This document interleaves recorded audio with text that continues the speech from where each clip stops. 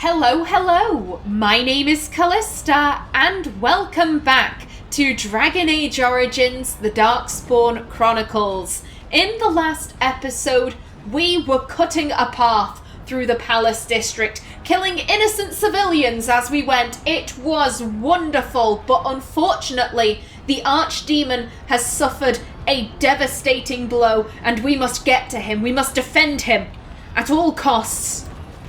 Come on, chaps. To Fort Drakon. The Darkspawn Horde surrounds the base of Fort Drakon. Recruit the thralls you need and climb to the Archdemon's defense.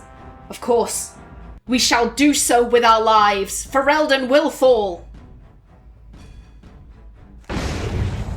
The Warden and his companions flee Vanguard. Pursue them, Vanguard, and save me.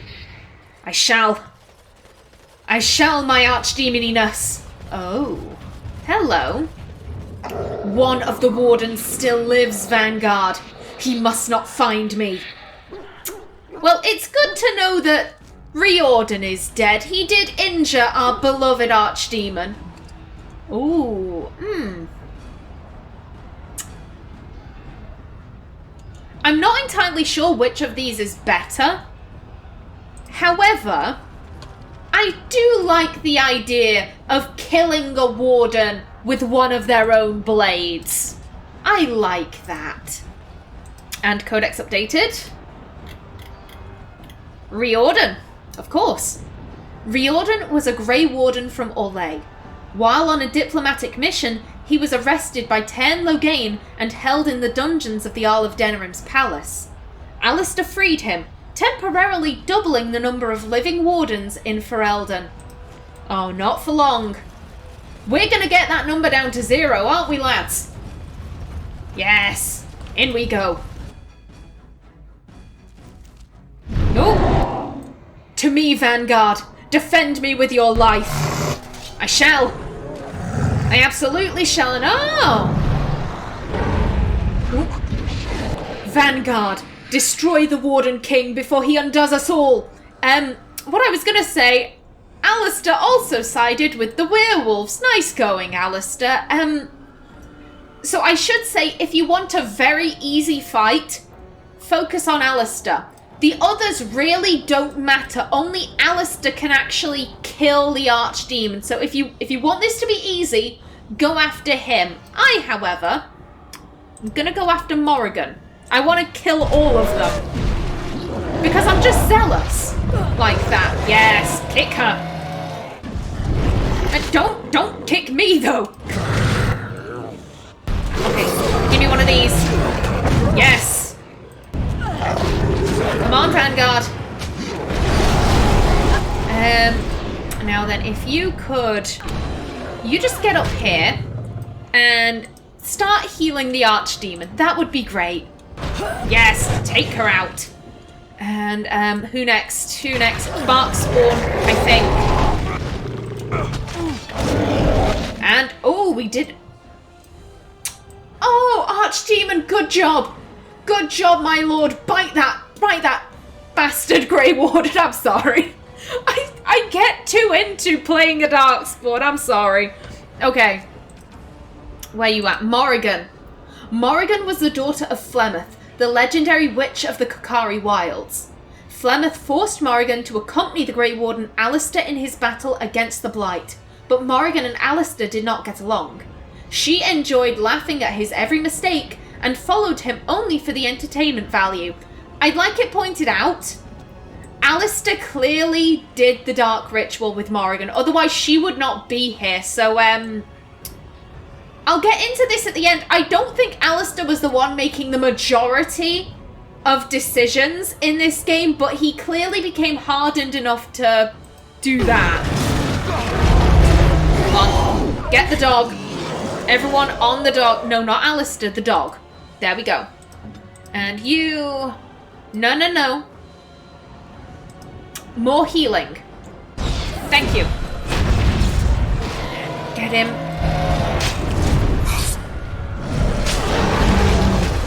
Okay, how's he doing? He's doing fine. There we go. You drink a potion. I think you're healing me, but I'd much rather you heal our good friend, the Archdemon. You get on her. You also... everyone on her. Everyone in Liliana. And another codex. Darkspawn. Darkspawn was a Mabari hound who was found injured at Ostagar. Alistair saved the dog's life, and the two have been inseparable ever since. Why Alistair named the dog Darkspawn is anyone's guess. Yeah, that sounds like something Alistair would do. Take her out. Take her out. Sit. Okay, how's he doing? Oh, Darkspawn dropped something. How nice. More healing for the Archdemon, please. And Alistair's over there. Okay. Take her out.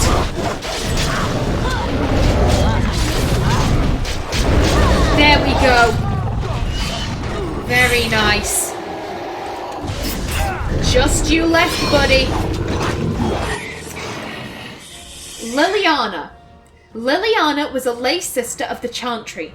In a vision, the Maker urged her to leave the cloister and battle the Blight. Her skill at archery, evidence of a surprising past, brought her to the attention of the Grey Warden named Alistair. She soon joined him as an ally, and rumour says, a lover. Very interesting. Come on, get him! Get him! Nah, you don't. Nah, you don't. Vanguard! Vanguard! Everyone, just dogpile him, it's fine. Yes, that's right, Earthamiel. Get him, my lord.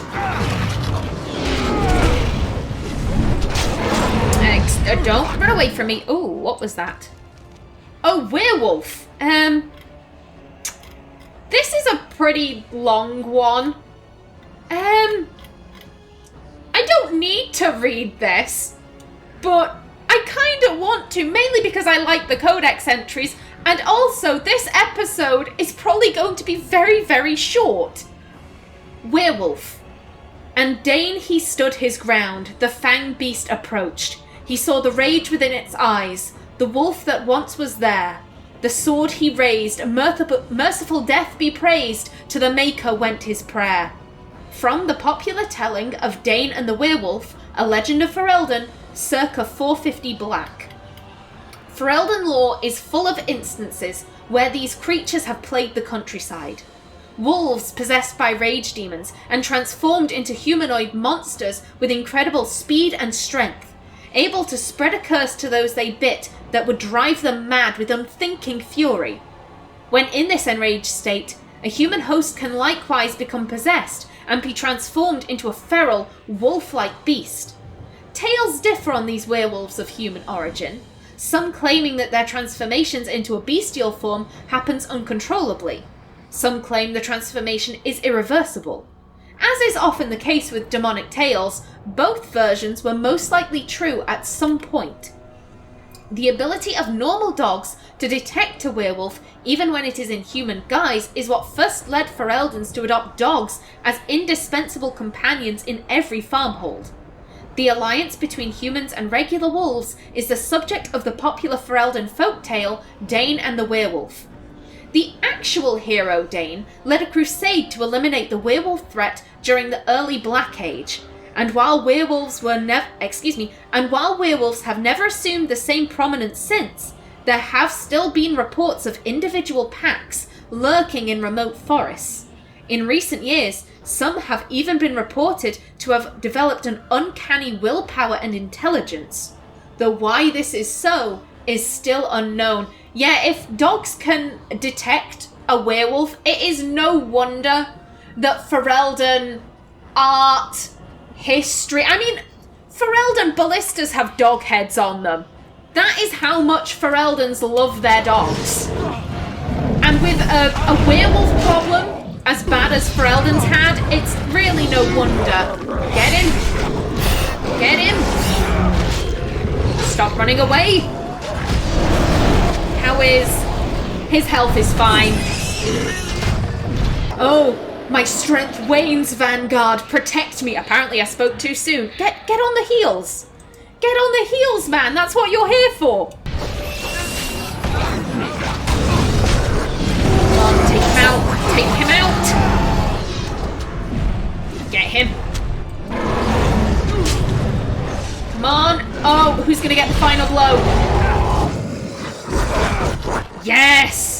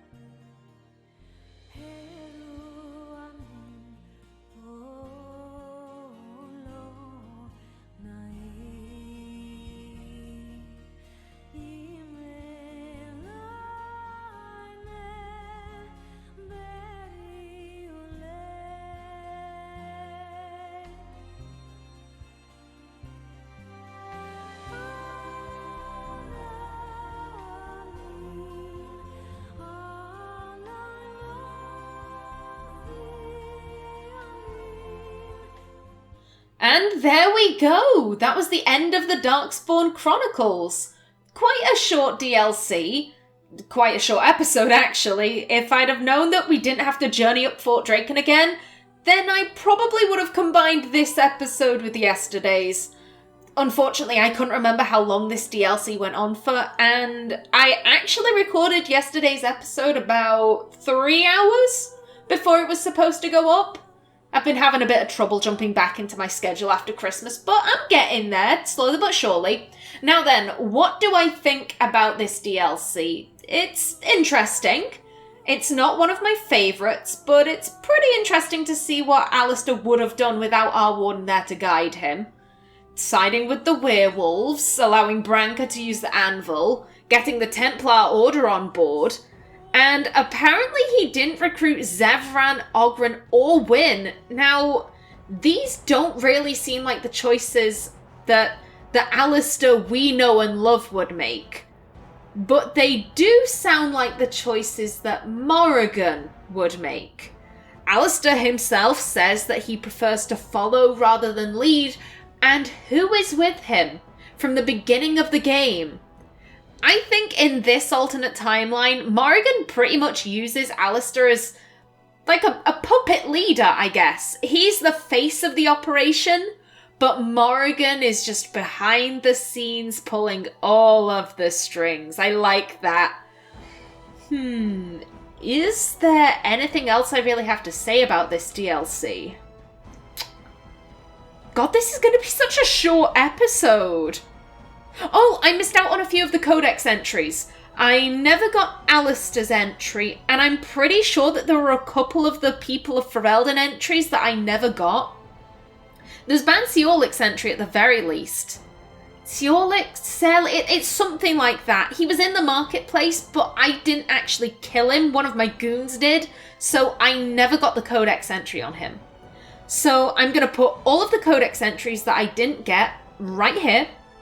Alistair was the long-secret son of the late King Merrick Tharin and the half-brother of King Kaelan, who perished on the field at Ostagar. Shortly after Kaelan's death, Arl Eamon Gwerin revealed Alistair's parentage at a landsmeet. To placate the nobles and rescue Ferelden from the brink of civil war, Alistair became engaged to marry his brother's widow, Queen Honora. However, Alistair was also the last of Ferelden's Grey Wardens, and so, before he could take the throne as King of Ferelden, he and his allies set out to defeat the Archdemon. Ban Seorlic was one of many nobles who came to Denerim for the landsmeet, where he agreed with just about everything that Tairn Loghain said. Goldana was a washerwoman who lived in Denerim. Alistair believed that she was his half-sister. She smelled of sour milk and cabbage. Gorim was once a second to a prince of House Iduken. When the prince was framed for fratricide, Gorim was exiled to the surface, where he made a living as a merchant in Denerim. Heren was the partner of Master Wade, Denerim's most famous armourer. Heren managed the finances and day-to-day operations of their shop. He and Master Wade escaped the massacre in the Denerim market under mysterious circumstances. Cardol was an experienced member of the Legion of the Dead. He met Alistair in the Deep Roads and promised to fight the Darkspawn along with him. Alrighty then, I think that's going to be it from me. This is a much shorter episode today, I'm very sorry about that. Now, in the next episode, I'm going to get started on the remaining origin stories. I mentioned this in my update video. I want to give my other wardens, my 5 other wardens, a time to shine on my channel. I want to show them off because I love them very much. Just so we're clear, when I say the origin stories, I mean up to Ostagar. So as soon as we get the cutscene where Duncan is like, King Kaelan, I didn't expect a royal welcome, that one. As soon as we see that, I'm going to stop there. I'm not going to do like 5 playthroughs before continuing Arten's story. That would be silly. So in the next episode, we will get started with the Dwarf Commoner origin story. But until then, please remember to like if you enjoyed, leave a comment below, and if you wanted to subscribe, it would be very much appreciated. I've been Kallista. Thanks for watching, and see you in the next episode.